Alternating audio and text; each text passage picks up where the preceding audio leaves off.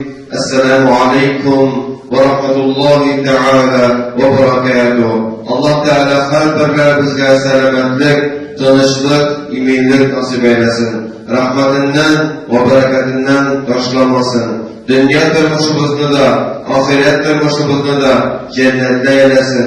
Dünya turmuşumuzda da, ahiret turmuşumuzda da cehennem gazabından, havf haterlerden, bela kazalardan Rabbim bizi saklasın. Bugünkü Cuma günü bilen sizni tebrikleyip, Allah Teala bizning günlerimizni bereketli eylesin. Şulayıp bugün 21. Ramazan ayının 21. günü, yani so'nggi 10 kunning 1. günü, şulayıp Fath Mekke günü, şunun bilen de sizni tebrikleyeyim. Allah Teala bereketli eylesin bu günlerimizni. Bu günde Resulullah sallallahu aleyhi ve sellem üzerinin 12 mingli askeri bilen Mekke'ni Müslümanlar kuluna kaytardı. İbrahim aleyhisselam'ın oğulları, İbrahim aleyhisselam'ın torunlarının kullarına kaytargan gündür. Bu günü 65 puttan Kabe'tullah'ını arındırgan gündür. Bu günü Resulullah sallallahu aleyhi ve sellem İslam tarihinde bir zor özgeriş yasagan gündür. Hem de her birimizni şu gün bilen tebrikleyeyim. Hem indi nesege gireler patırlar tileybiz. O da olsa Ramazan ayının so'nggi günlerine aylanıp katıp şunun tunda aytib ötesi kilesi sözlerimiz var. Ramazan ayı 1-20 günü ötüp gitti. Biz bunu sezmeyde kaldık. Şu 20 günün kadrini bilirge gerek. 20 günü ötüp gitti. Hem biz bunu sezmeyde kaldık ekenleri onlarga gerek. So'nggi 10 gün kaldı. Eğer de indi rivayetlerini, hem hadislerini jiyuvchi galimlerimizning jiyintiqlarına dayansak, Resulullah sallallahu aleyhi ve sellem ise birinci 10 günün rahmet ölüşü, ikinci 10 günü kuşu mağfiret ölüşü deyip ataman iken, üçüncü 10 günü idkum minennar, cehennem ottan kutulu günü deyip Resulullah sallallahu aleyhi ve sellem atagan günler kilip bastı. Günlerinin birinci günü kilip bastı. Şuna göre kimde kim izgilik kılırga dili, şul aşığı bilgirsin. Kimde kim yaxşılık kılırga dili, şul aşığı bilgirsin. Kimnindir nefil ibadetler var iken, nefil ibadetler kılırga dili var iken, şul aşığı bilgirsin. Nik deseniz, niçik 20 gün ötüp gitti, şulay kalgan günlerde ötüp gidecek. Şulay da bizden kalgan ömrümüz de ötüp gidecek. Şuna göre Ramazan ayı her vakitte bir irişinin, bir umuşunun adamı bulup dursun. Her yılını Ramazan ayında, her yılının Ramazanında bizge kazanışlarga erişirge nasip eylesin Allah Rabbi İzzet. Şulay Resulullah sallallahu aleyhi ve sellem bizni şartlandırgan Kadir gecesi de Ramazan ayında. Elbette Ramazan ayının her gecesinin Kadir gecesi de kadirlerge gerek. Her gecesinin kadirini bilip yaşarga gerek. Her gecesinin kadirini bilip gıybet kılırga gerek. Lakin Resulullah sallallahu aleyhi ve sellem turundaki hadislerinin jiyintiqlarına kırasak, anda bütün Ramazan ayının her gecesi Kadir gecesi bulurga mümkün degenden alıp 27. Ramazan'ın gecesi de Kadir gecesi degen rivayetlerge kadar bütünüsü vardır.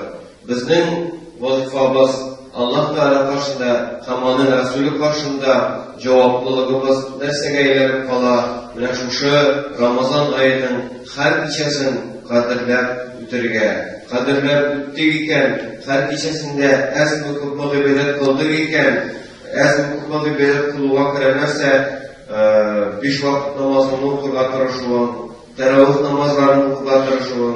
Kimde kim Ramazan ayının bir teravihinde kaldırmadıyken, indi bu neyse Kadir gecesinin de teravihini kaldırmadı. Kadir gecesinde de zor nefil ibadet kıldı.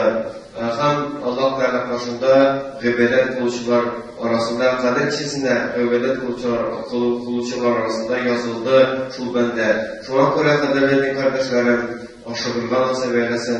Her birimizge izgilik kılırgalıklara nasip eylesin. Hem de izgiliklerge umtulurga nasip eylesin. Allah Subhanahu ve Teala özünün Kur'an-ı Kerim'in kariminde şu Kadir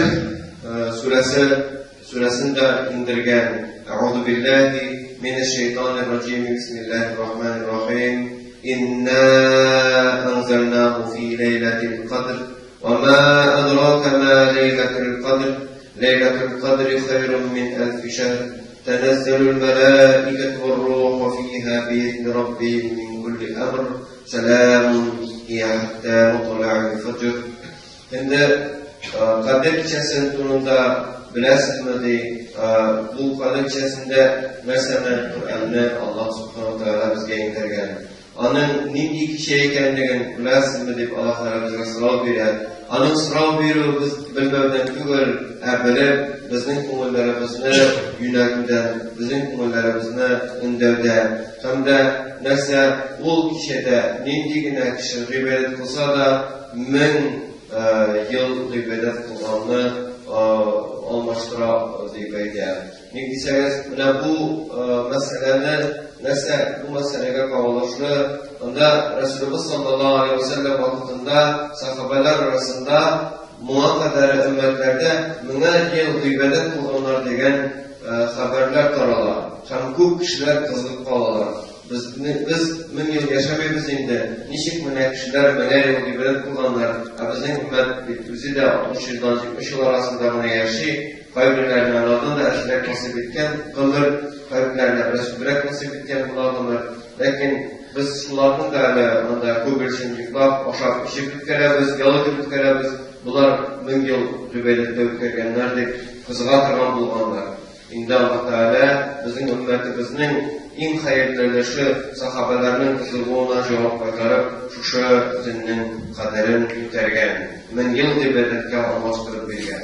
Min elfi şehr 1000 yıl, 1000 ay gıybet Resulullah Allah Teala bizning ümmetni ham Resulullah sallallahu aleyhi ve sellemni şartlandıra. Şu 1000 ay gıybetni nişik yüterge, nişik izgit kılıp ögürge. Fakat Kadir kişisinin izlergen umul bilen gıybette bulurga gerek. Fakat Kadir kişisinin kadirlerge gerek. Hatta onu sin bulay degen üz gözünden göre almasan da eğer de her kişisini kadirlesen şu kadir kişisini yoğaltırsın. Eğer de her kişisini kadirlemesen o kadir kişisi elbette onu yoğaltığın ihtimal. Ondan sonra Ramazan ayı bitecek, bizning g'adik kunlarimiz kelib bitecek. Hem şundan sonra Ramazan ayındagi tirishlikni yo'qotmasga kerak. Shu tirishlik bilan turmushni davom ettirishga kerak. Shu vaqtda kelasi yilning Ramazonida narsa ko'proq foyda keltirishak, narsa bizga yengilroq bo'lacak. Tag'in da ko'proq tirishliklar qo'yilib, tag'in da ko'proq izgiliklar qilishga yengilroq bo'lacak. Bu yengillik narsa beri bizning yil bo'yi tarmoshlarimiz yordam etadi. Shuni biz onlarga deyishimiz. Vasallallahu va sallim va barik ala sayyidina Muhammad.